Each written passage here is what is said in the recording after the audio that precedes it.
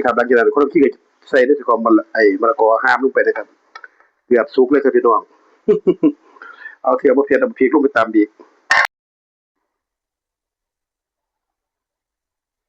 สวัสดีครับท่านผู้ชมครับผมคนลำชีครับสำหรับสายเบื่อวันศุกร์นี่ครับผมคนลำชีขอนำพี่น้องเขอสู่ครัวคนลำชีเพื่อที่จะมารังสรรค์ทำเมนูอาหารรับประทานกันครับสำหรับสายมื้อนี้นะครับเป็นข้าวเช้าของคนลำชีนะครับมื้อนี้มีวัตถุดิบเป็นส่วนของมะละกอครับเป็นมะละกอห้ามน้อยๆนะครับเด้อมะละกอเฮิมมะละกอห้ามตำได้พอดีนะครับแล้วก็มีถั่วฝักยาวมัดหนึ่งนะครับในส่วนของวัตถุดิบก็จะมีนะครับมะละกอห้ามนะครับถั่วมัดหนึ่งนะครับเครื่องเทศก็จะมีพริกสดนะครับมะเขือเทศกระเทียมเดี๋ยวเราจะมาตำมะละกอห้ามใส่กับถั่วฝักยาวไปพี่น้องไปรวมตำน้ำกันเลยนะครับก่อนอื่นฝาดมะละกอกันได้พี่น้อง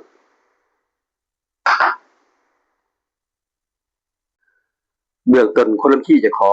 ฝานเปลือกมะละกอก่อนนะครับอันนี้มะละกอด้วยน้อยๆนะครับพอดีคนลำขี้ไปเอา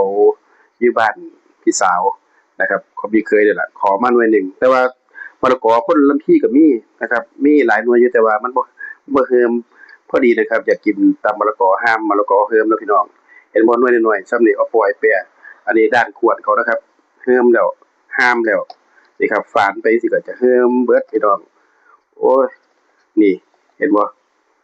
มีดสองคมเด่นจะเข้าดึกได้จักหน่อยนี่ครับฝานเปลือกมะละกอก่อนหลังจากนั้นก็จะ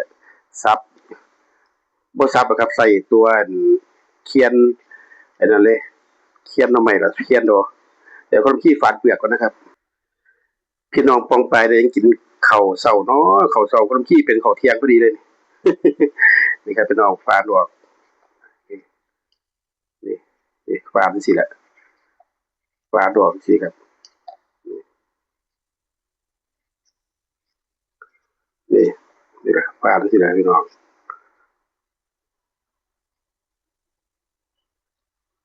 นี่ฝานน้อยๆก่อนนี่หน่วยเขาบ่ค่อยเสมอกันนะครับหน่วยสักกำปั้นน้อยๆโอเค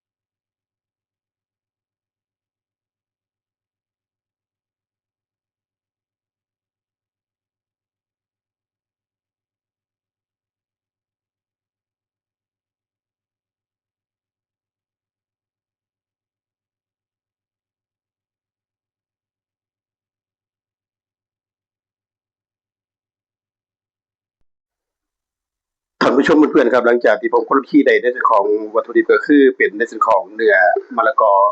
ห้ามเนื้อมะละกอเพิ่มนะครับโดยช่วงนี้ค้นคีจะตำเครื่องก่อนนะครับสำหรับเครื่องเทศที่จะใส่นะครับก็มีในส่วนของกระเทียมนะครับ3กลีบนะครับแล้วตามด้วยในส่วนของพริกสดนะครับพริกสด โอเคมื้อนี้จะตำมะละกอห้ามผสมกับถั่วฝักยาวเลยครับโขลกพริกก่อนครับพี่น้องโขลกพริกก่อนนั่นผมว่าแล้วก็กระเด็นบ่ ต้องเอาเศษมะละกอใส่กันเด้อพี่น้องนี่ครับใส่หยุ่มหนึงซะก่อนนี่นะเดี๋ยวสั่นกระเด็นออกเลยเดี๋ยวสั่นกระเด็นออกโคกแท้แต่บ่ได้ยังกระเด็นอยู่เก็บใส่ไว้ก่อน นี่ครับเขาจะบ่กระเด็น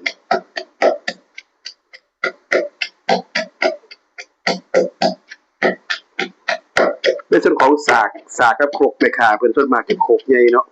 โคกใหญ่สากใหญ่มันจะตำเป็นไอ้ก้นโคกนะครับ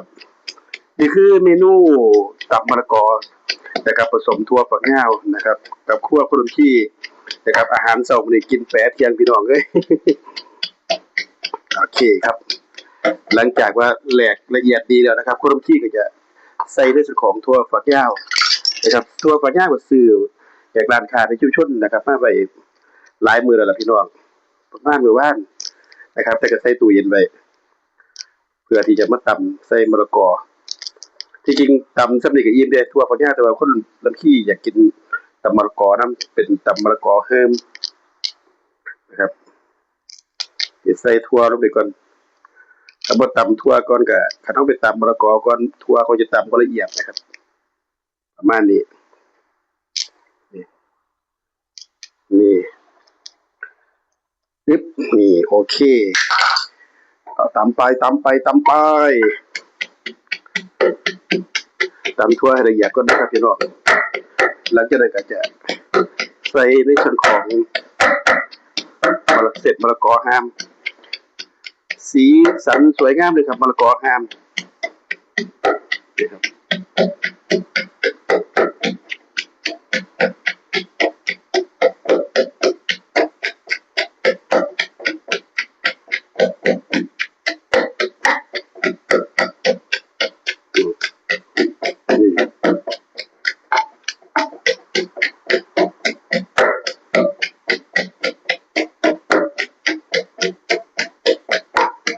ประมาณนี้โอ้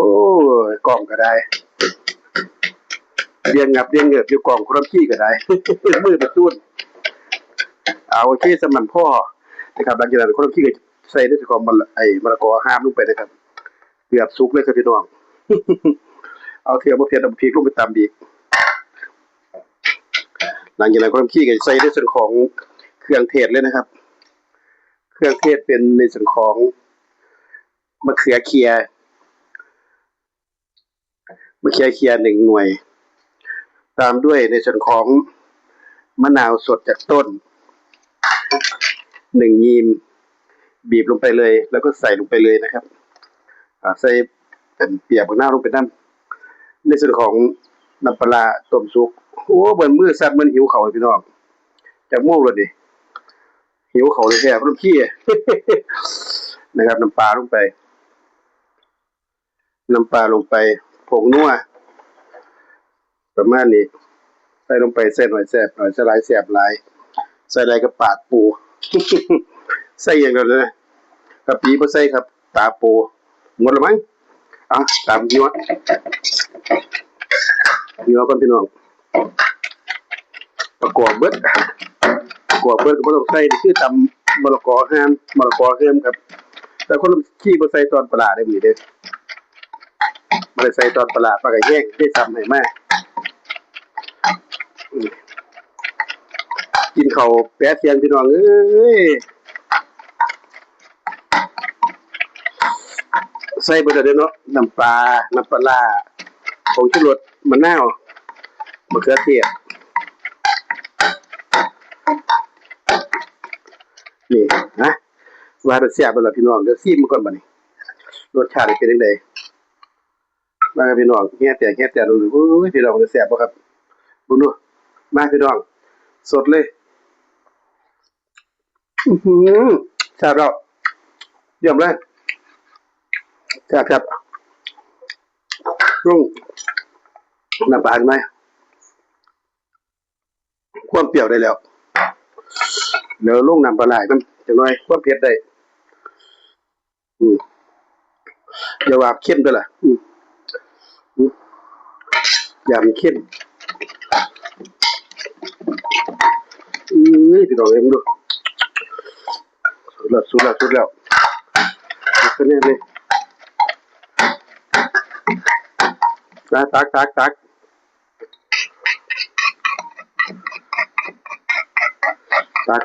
ักที่น่าแตกแล้วคนละพี่ก็ได้มาเดี๋ยวใส่จานเลยล่ะใส่จานเลยฝาดมะละกอเลยพี่น้องพี่น้องโอ้โหตำมะละกอเติมบ่เหลือหรอกนี่บ่เหลือหอดแรงดอกเบิดมื้อละพูดอ่ะโอ้พี่น้องเอ้ยตำบักหุ่งเฮียมพี่น้องดูสีสันตำมะละกอเฮิมตำบักหุ่งเฮิมกับพี่น้องใส่ถั่วฝักยาวพร้อมมาอยู่มากินนำกันเด้อครับเด้อบัดนี้สุดยอดแล้วนะครับเอาละครับพี่น้องผมไปครับสำหรับคลิปนี้ความขี้ฝากไว้สำหรับก่อนจากการกินไข่มดแดงนะครับให้พี่น้องอยู่เย็นเป็นสุขนะครับอย่าเจ็บอย่าไข้อย่าเปื้อนร่ำเพื่อสนากลับพบกันในคลิปต่อไปครับสวัสดีครับตำมะละกอห่ามบักหุ่งเฮิมครับพี่น้องแซ่บๆครับอืม